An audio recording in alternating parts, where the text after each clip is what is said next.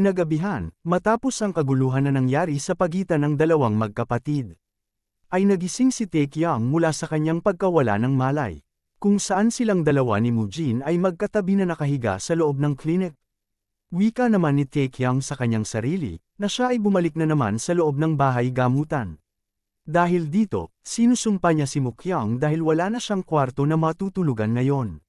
Sa kabila nito, tila may napansin si Taekyang na mayroong gumagalaw sa loob ng kanyang kumot. Nang ito ay kanyang tiningnan, bumungad sa loob ang naglalarong bata na si Soyul, kaya siya ay kanyang tinanong kung ano ang kanyang ginagawa dito. Kaya't ang cute na batang si Soyul ay sumagot sa kanya ng mahina na siya ay naglalaro ng tago-taguan. Nang may dumating na tao sa labas ng pintuan, pinatahimik ni Soyul si Taekyang at sinabihan siya na huwag magsumbong na siya ay nagtatago rito. Wika naman sa isip ni Taekyang na kaya siguro nakaramdam siya ng presensya ng tao sa labas ng pintuan. Pagkatapos, nagsalita si Taekyang sa tao na nasa labas ng pintuan na siya ay pumasok dito sa loob. Nang binuksan nito ang pintuan ng kanyang kwarto, bumungad sa kanyang harapan ang batang si Sochon. Dito ay humihingi siya ng paumanhin sa kanyang panghihimasok sa kwarto ni Taekyang. Nang sandaling yon, nagalit ang batang si Soyul sa ating bida dahil siya ay kanyang pinagtaksilan sapagkat siya ay kanyang binuko dito. Subalit si Taekyang ay nagsalita sa kanya na ang buhay ay puno ng pagtataksil. Kinamusta naman ni Sochun ang ating bida kung siya ba ay okay lang, dahil nakita nito ang mga tinamong sugat sa kanyang katawan. Ngunit ang ating bida naman ay iginiit na siya ay ayos lang at mga pasa lamang ang kanyang natamo. Ikinagagalak naman ni Sochun na marinig ang sinambit ni Taekyang na siya ay ayos lang, habang ang cute na bata na si Soyul ay galit na tinawag na traidor si Taekyang. Habang abala ang dalawa sa kanyang paligid, naisip ni Taekyang na sa kabila ng lahat ng kanyang tinanggap na matinding pagbugbog, ay wala ni isang nabasag sa kanyang mga buto. At sa tingin nito, nagtitimpi lang si Mukyang sa kanya dahil siya ay kanyang nakababatang kapatid. Pero lahat ng ito ay kanyang tinamo dahil na rin sa kanyang pag-uugali na siya ay nagpadalos-dalos laban sa kanya. Samantala, nagtataka naman na tinanong ni Taekyang kung paano nalaman ni Sochon na siya ay nasugatan. Idinagdag rin niya kung kumalat na ba ang tsismis sa lahat, at wika rin niya kung ano naman ang sinabi ng lahat tungkol sa nangyari. Iniisip ni Taekyang ang posible na sasabihin ng karamihan sa kanya na ang sleeping dragon ng Shanxi ay pinahirapan ng tinatawag na Heavenly Gene Blade na si Mukyang. Kaya't wika pa niya sa kanyang isip na hindi na siya magtataka kung magsisimula ng magduda ang karamihan sa mga tao sa kanyang kredibilidad. Sa puntong yun, sumagot si Sochon sa kanyang katanungan at sinabi nito na ang lahat ay galit sa pangyayari. Saad pa niya na ito ay isang pagtataksil na hindi kapani-paniwala.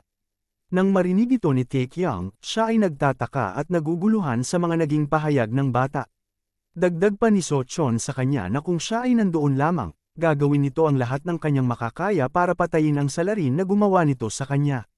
Nagpapasalamat naman si Taekyang sa kanyang pag-iisip sa kanya, pero wika nito sa kanya na tila masyado na yata siya lumampas dito. Kaya't ang bata na si Sochon ay kanyang pinapakalma. Wika naman ni Sochon sa kanya kung bakit ito pinapayagan na mangyari, sapagkat ang mababang pinuno ng pamilya ay ipinagbabawal sa sinuman ang habulin ang salarin na gumawa kay Taekyang.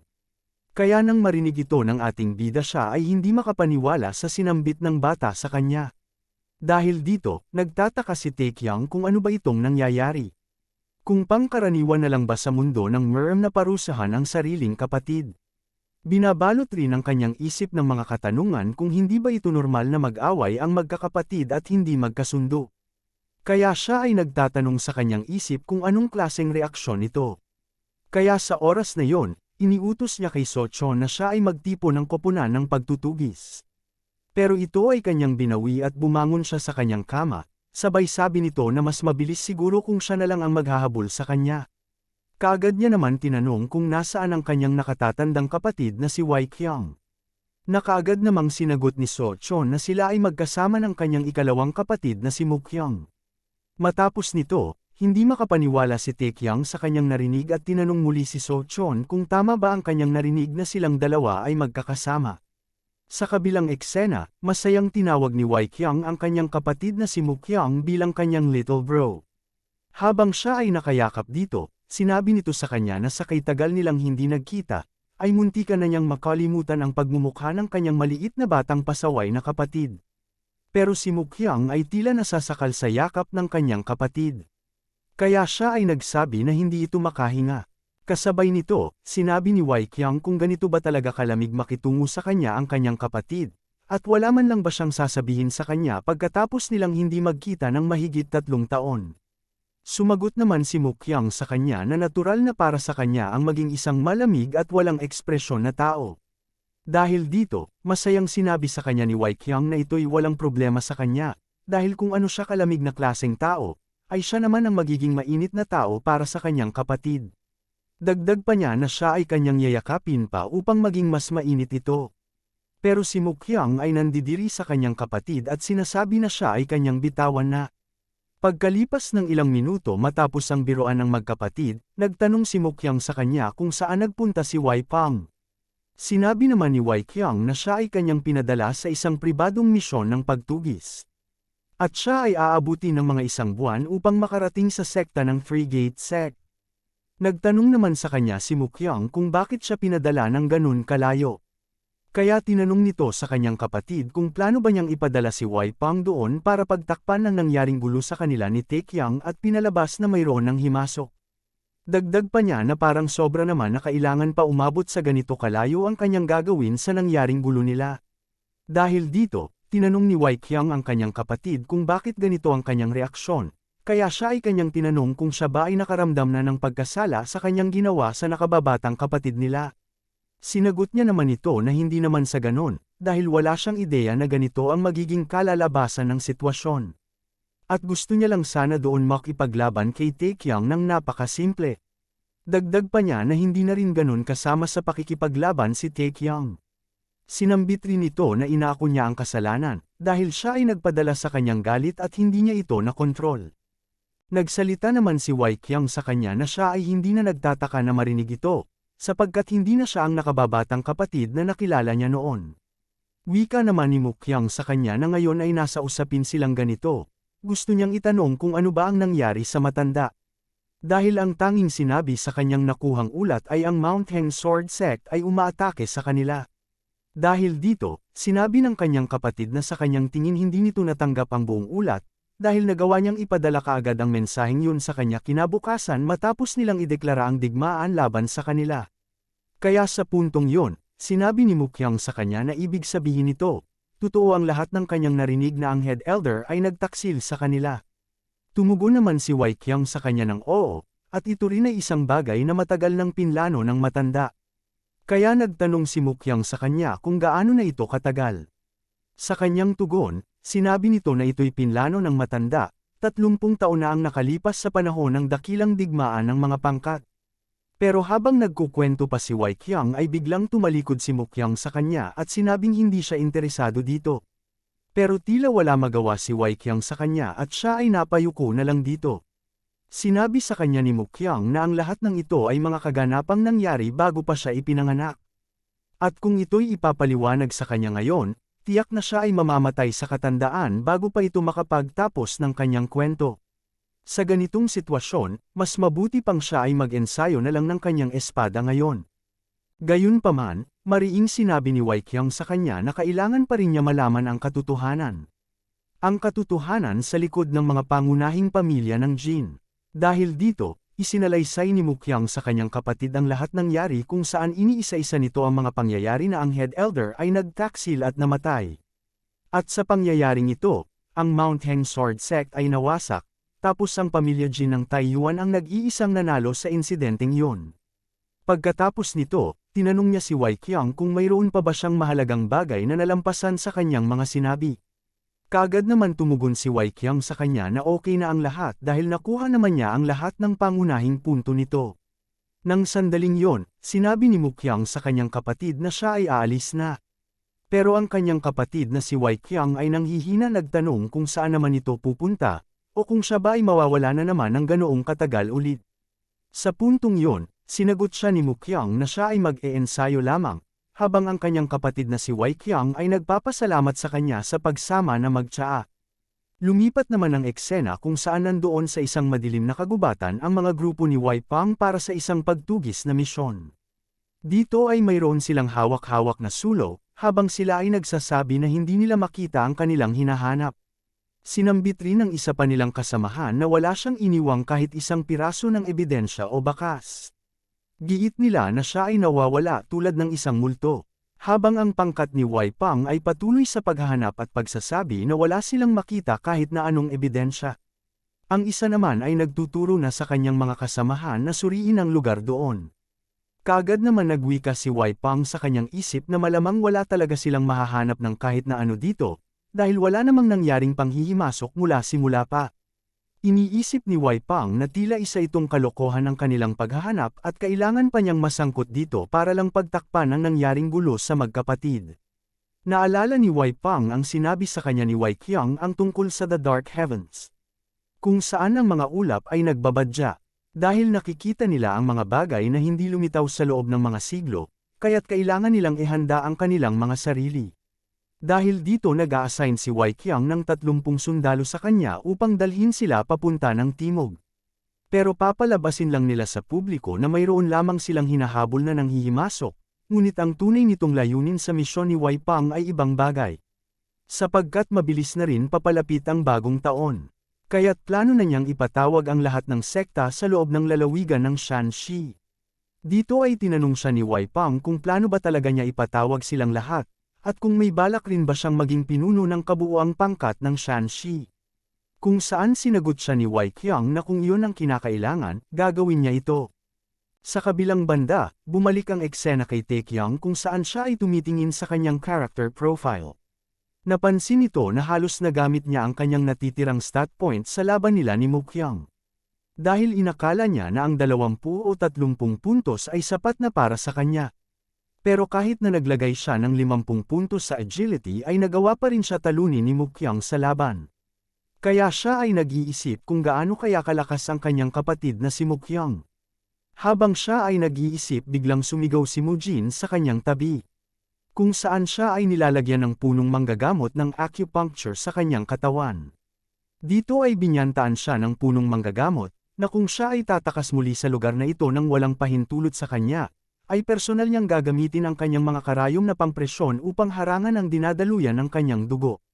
Pagkatapos, lumingon ang punong manggagamot kay Te Qiang pero ang ating bida ay tila takot na nagpapawis dahil sa kanyang narinig.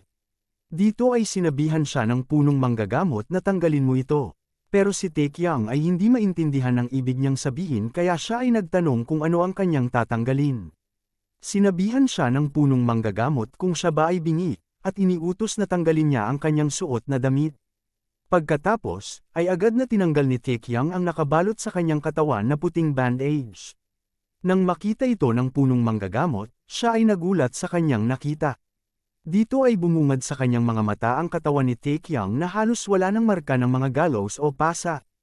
Kaya siya ay napaisip kung paano ito nangyari. Kaya't tinanong niya ang ating bida kung siya ba ay kumain ng medicinal pills kagabi. Sumagot naman si Te Qiang na wala siyang ininom o kinain na alinmang uri ng gamot, at wika niya na siya ay nag-meditate at natulog lang buong magdamag. Kaya ng sandaling yon, siya ay nakatitig sa ating bida, at wika nito sa kanyang sarili na kung isa ba ito sa epekto ng 100 taong ginseng. Pero kahit na ang ginseng ay labis na para sa ganitong uri ng paggaling. Kaya iniisip niya na kung nagsagawa na naman ba ulit ng pagnanakaw ang bastardong batang master sa kanyang storage room ng mga gamot.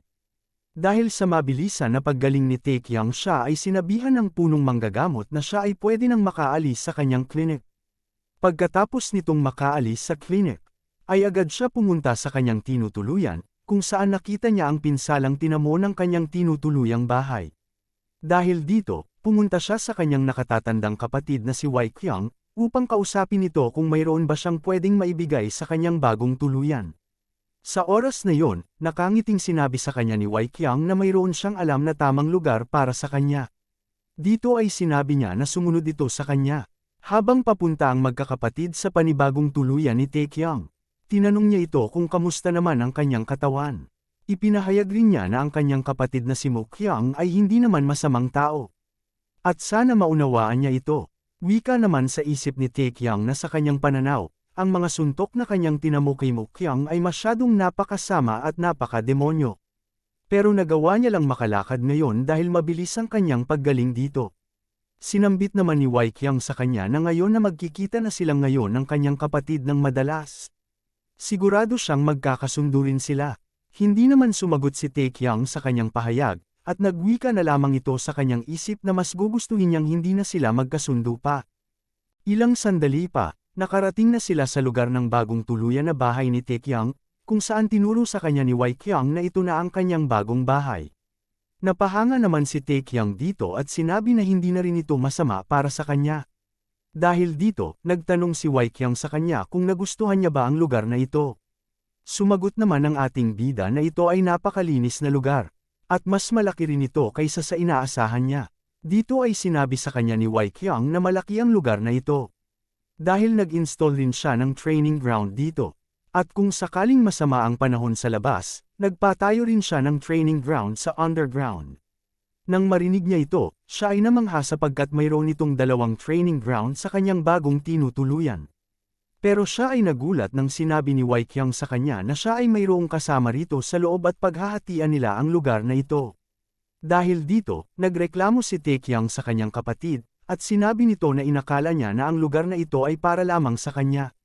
Sumagot si Wei Qiang sa kanya na dahil sa malaki ang lugar na ito, inakala niya na hindi masama ang ideya na paghatiin silang dalawa dito. At bukod din dito, maaari rin nilang gamitin ang pagkakataong ito para mas makilala nila ang isa't isa. Kaya nagtanong si Tae Qiang sa kanyang kapatid kung sino naman ang taong ito na kanyang tinutukoy na makasama dito. Sa pagkakataong yon, biglang tinawag ni Wei Qiang ang ikalawang kapatid nila na si Mu Qiang. Nagulat naman si Tae Qiang sa kanyang narinig kaya wala na siyang nagawa kundi ang mapamura na lang dito. Dito ay nagkaharap muli ang dalawang magkapatid na si Mu Qiang at Tae Qiang. Pero ilang minuto bago pa man ang pangyayaring ito, ang ating bida na si Tae Qiang ay hinahamon si Mu Qiang na siya ay subukan niya uli suntukin, habang tinatawag niya itong bastardo. Nagliliyab naman ng pulang aura ng chi ang kanyang kamay habang sinasabihan niya ito na mukhang hindi pa rin nagiging matino si Tae Qiang pagkatapos ng dinaranas niyang pagbugbog mula sa kanya. Pero ang makulit na si Tae Qiang ay nakatago sa likuran ng kanilang nakatatandang kapatid habang pinapakyuhan nito si Mu Qiang. Dahil dito, galit na sumigaw ang kanilang nakatatandang kapatid na silang dalawa ay tumigil na. Kaya binuhat nito si Tae Qiang at binitin sa kanyang damit. Dito nagsalita si Wei Qiang na hindi naman aabutin ito ng 7 buwan o 1 taon, at ito'y 2 linggo lamang na pagtitiis. Sinambit din niya na ang tanging hinihiling niya lang ay magkasundo silang dalawa hanggang magawa muli ang bahay ni Tae Qiang. Dagdag pa niya sa kanila kung masyado bang mataas ang kahilingan na ito. Pero ang salarin sa pagkasira ng bahay ni Tae Qiang ay tahimik lamang at hindi nagsalita sa nagagalit nilang kapatid. Nagsalita rin si Wei Qiang na ginawa nito ang desisyong ito matapos ang masusing pag-iisip. Gayunpaman, kung talagang hindi nila gusto ang isa't isa, ay maaari nilang sabihin ito ngayon. Dahil siya ay makikinig sa kanilang bawat opinyon. Sa puntong yon, nagkatinginan ang dalawang magkapatid. At sabay nilang binigkas sa harapan ni Wei Qiang na hindi nila gusto ang isa't isa. Sinabi naman ni Mu Qiang na parang kinokopya siya ni Tae Qiang. Pero si Wei Qiang ay hindi pinansin ang pagtanggi ng kanyang dalawang kapatid. Dito ay mabilis niyang niyakap ang kanyang makukulit na kapatid, at sinabi na hindi maipahayag ng mga salita kung gaano siya nagpapasalamat sa kanyang mga nakababatang kapatid sa kanilang pakikinig sa kanilang kuya. Habang pinapakalma ni Wei Qiang ang dalawa at ginagarantiyahan silang ito ay para lamang sa 10 araw, kinalaunan ay pumayag rin si Mu Qiang. Pagkatapos ng mapayapang pagsang-ayon ni Mu Qiang, siya ay nagbigay ng mga patakaran kay Tae Qiang. Pero ang ating bida ay sumagot sa kanya kung bakit pa nila kailangan ng ganito. Dito ay sinambit niya na una, kapag siya ay tinatawag ni Tae Qiang, kailangan niyang ipakita ang paggalang sa kanya. Subalit si Tae Qiang ay makulit na nagsabi na ano naman mangyayari kung ayaw niyang sumunod dito. Nang bigla, ang nakatayong training dummy na bakal sa likuran ni Tae Qiang ay kanyang sinuntok ng malakas. Sa lakas ng kanyang pagtirada dito, ito ay tumalsik ng malayo mula sa kinatatayuan nito. Pagkatapos nito, inulit niya ang kanyang katanungan kay Tae Qiang kung ano ang kanyang unang sinabi na tuntunin. Lumingon si Tae Qiang sa sinapok nitong training dummy ni Mu Qiang, kung saan nakita niya ang napakalaking pinsala na nakaukit dito. Pagkatapos, silang dalawa ay nagkatitigan ng masakit at seryoso sa isa't isa. Ilang sandali pa, yumuko si Taekyang sa kanya at sinabi ang unang tuntunin na siya ay dapat magpakita ng paggalang sa kanyang nakatatandang kapatid. Sumagot naman si Mukyang sa kanya na magaling dahil nakuha niya ang kanyang mga sinabi, dito ay inilahad rin niya ang ikalawang tuntunin sa kanyang bahay, dito ay kailangan rin niyang manirahan dito na parang wala ang kanyang presensya. Sinabi nito na kung siya ay manggugulo sa kanyang pagtulog o pagsasanay, ay tiyak alam na niya ang kanyang kahihinatnan dito. Kasabay nito, sinapok niya ng malakas ang dalawang training dummy. Sinambit din niya ang pangatlong tuntunin nito, na siya ay malayang gumamit ng training ground. Subalit, kung ito ay kanyang sabihin na siya ay lumipat, kailangan niyang lumipat ng walang reklamo. Kaya tinanong niya ito kung ito ba ay kanyang naunawaan. Dito ay walang reklamo na nagsalita ang ating bida na lahat ng ito ay kanyang nakuha. Wika niya sa kanyang isip na namimiss na niya ang kanyang kwarto. Sinabi rin sa kanya ni Mukyang na mukhang sa wakas ay nakakuha rin si Taekyang ng tamang pag-iisip. Kaya siya ay kanyang pinaalis at pinapante sa kanyang kwarto sa ikatlong palapag ng bahay. At dito dali-dali namang tumakbo paalis si Taekyang sa kanyang harapan. Habang siya ay paalis, sinabi nito sa kanyang sarili na sandali na lang ay magagawa rin niyang abutan ang kanyang kapatid. Ilang sandali nito, ang mga nakatayong training dummy na gawa sa bakal, ay kanyang hinati lahat sa maliit na piraso gamit lamang ang kanyang sandata na gawa sa kahoy. Dahil dito, nagulat si Taekyang sa kakayahan ng kanyang kapatid, at agad niyang binawi ang kanyang unang pahayag na magagawa niya itong abutan ng mabilis. At sinambit nito na siya ay aabutin pa ng matagal na panahon bago niya pala maabutin ang kasanayan nito.